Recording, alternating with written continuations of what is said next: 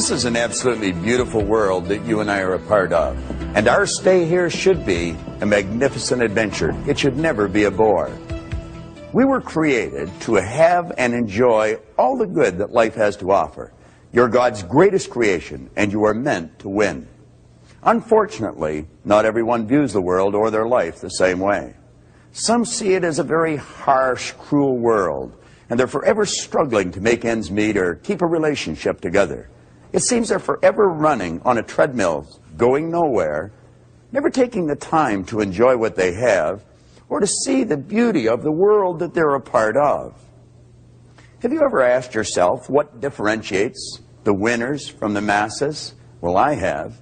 I've researched the subject now for over a quarter of a century, and I have found that the winners are aware of a certain place within. It's referred to as the higher self. And in this higher self, there's an image of perfection, which is forever attempting to express itself in a greater way. When the winner wants to turn their dreams into physical realities, they call on this higher self. And they set about and change the world, not just for themselves, but for everyone in it. Think of what Edison did. He illuminated the entire world. Alexander Graham Bell hooked us all together. Why, we can just hit a couple of buttons and be talking to a loved one on the other side of the globe. And the Wright brothers, they actually brought us closer together. They introduced us to a brand new kingdom and changed our perception of the world forever. Why, do you know we're not a long ways away from anywhere anymore? We're only hours away. I could be working with Francis McDonald conducting a seminar in Halifax, Nova Scotia one day, and be way over in Australia with David Walsh doing the same thing the next. And then if I chose, I could just jump on a plane and fly off to Kuala Lumpur in Malaysia and be working with Jeet Singh Peter there the following day. We wouldn't be able to do any of those things without the Bells, the Edisons, and the Wrights. And of course, there's been many other people just like them. As a matter of fact, you and I are just like them. Now, you may be saying, oh no, we're really not, but we really are. The only difference is our perception of ourselves, how we see ourselves, our awareness of this higher place, this higher self within, and perhaps in the results we're getting. Anyone that has ever done any research into human potential will be quick to tell you that you have infinite potential. You've been blessed with exactly the same mental faculties as the Bells or the Wrights. And the same power flows to and through you that flew through them. Now, do you know that you can take and build the most magnificent dream in your mind? And by following the instructions in this program, we're going to show you how to turn them into results. So listen to the program the way you're instructed. Follow your exercise book.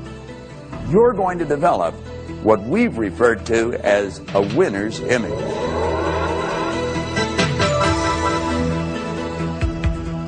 Science and psychology have isolated the one prime cause of success or failure in life, and it is the hidden self-image that every person has. Do you know it controls our life just as certain as our mind controls our heartbeat? Now, to remake that hidden self-image for success and fulfillment, to build a winner's image, is to remake our life. If you're wondering what kind of a self-image you have, it's not difficult to figure it out. All it's required is for you to take a look at the various aspects of your life. Take a look at the results you're getting, possibly your relationships, your income, the position you hold at work, the type of business that you're operating with. Take a look at your own personal appearance. These are all the results. They're the outer expression of the inner image. Now, as we alter this inner image, everything outside begins to change. One of the great errors that almost everyone makes is they're attempting to change their income, they're attempting to change their position, they're attempting to change their business, they're attempting to change something outside of themselves without changing what's going on inside. It's like, I think it was Emerson said, of what use to make heroic vows of amendment if the same old lawbreaker's going to keep them? You know, for me to try and change the results in my life, in other words, what's going on outside of me, without changing what's going on inside, would be just about as foolish for me to try and change the reflection of this mirror without changing my physical appearance. It's never going to happen. Well, that's what people are doing. They're trying to change something outside without changing what's going on inside. In 1903, James Allen wrote a marvelous little book. And in that book, he said something that's rich with truth. He said, mind is the master power that molds and makes. And man is mind. And evermore he takes the tool of thought and shaping what he wills, brings forth 1,000 joys or 1,000 ills. He thinks in secret, and it comes to pass. Our environment is but our looking glass.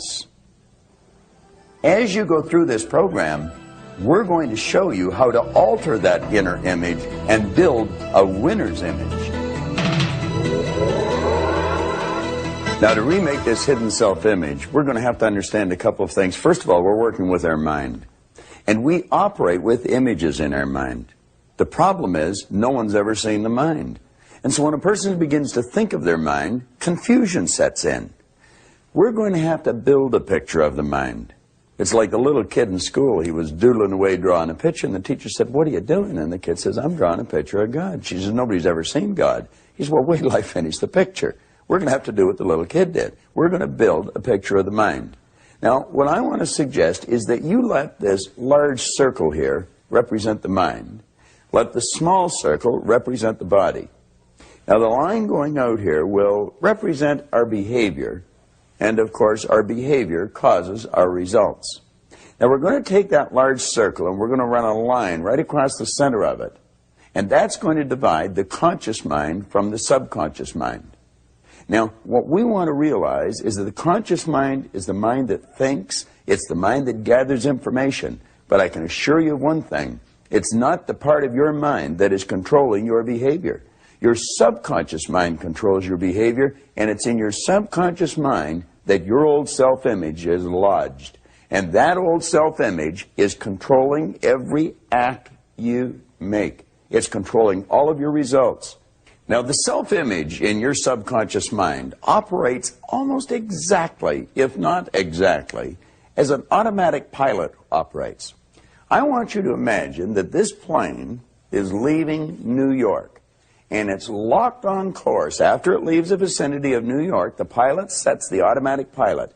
That plane is locked on course for Hawaii. Should that plane get hit with some unexpected turbulence and maybe get knocked off course, the automatic pilot picks up the deviation from the set goal, which is Hawaii. It feeds it through a coordinating mechanism. The thrust of the engines are altered. The flaps are altered, and that plane is brought right back on course again. It will ultimately get to Hawaii. Now, the self-image in a person's subconscious mind operates exactly the same way. Let's suppose a salesperson's self-image has them locked on for writing $1 million a year in production. That person may have a big week. They get flying off course. They might write $300,000 worth of business in a week.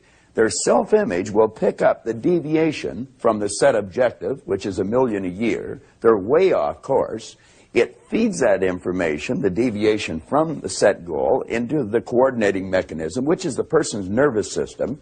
Their behavioral patterns will change until they're back on course. Ultimately, at the end of the year, they've written $1 million, even though they had a week at $300,000 or $400,000. It's the same with a student in school. Let's suppose a student's self-image dictates that they're getting a D average in school. Now, the parents, the teachers may turn the heat up, really pour the coals on, and the child will go in and have a test, and he may come out with a B plus on that test. But that is not consistent with the child's self-image. The self-image picks up the B plus, deviation from the set objective. It feeds it into a coordinating mechanism. The child's behavioral patterns will change until they're back on course, and ultimately they're right back to a D average. If they want that child to get a B, if the salesperson wants to increase the business, they're going to have to alter the self-image. Now, the first step in altering that image is to fantasize. Just take the lid off your marvelous mind and dream.